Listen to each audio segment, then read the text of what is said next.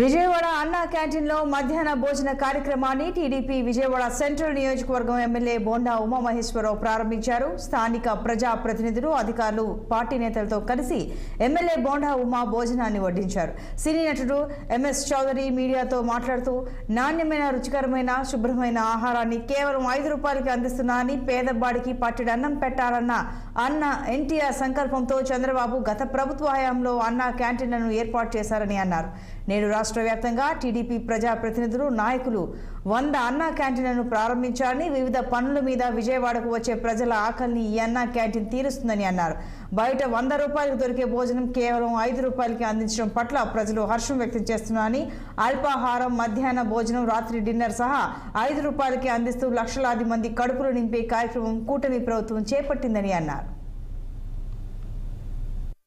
గత ఇయర్స్ అనేది ఎట్లా ఉందన్నది భోజనం పరంగా లేదు, ఎంతసేపు ముందు అనేది చూసుకుంటున్నారు కానీ ఏమీ లేదు.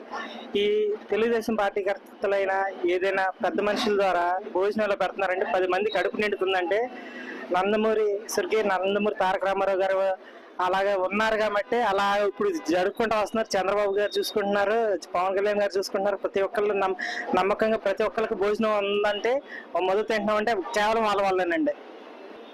5 రూపాయలకి అసలు ఏ చిన్న చాక్లెట్ కాదు, వాటర్ బాటిల్ తప్పితే ఏమి రాదండి. చెప్పాలంటే 5 రూపాయలు భోజనం పెడుతున్నారంటే చాలా గ్రేట్. అసలు ఎవరు అసలు ఏది లేకపోయినా మామూలు భోజనం చేయాలన్నా 80 రూపాయలు 100 రూపాయలు పెడుతున్నారండి.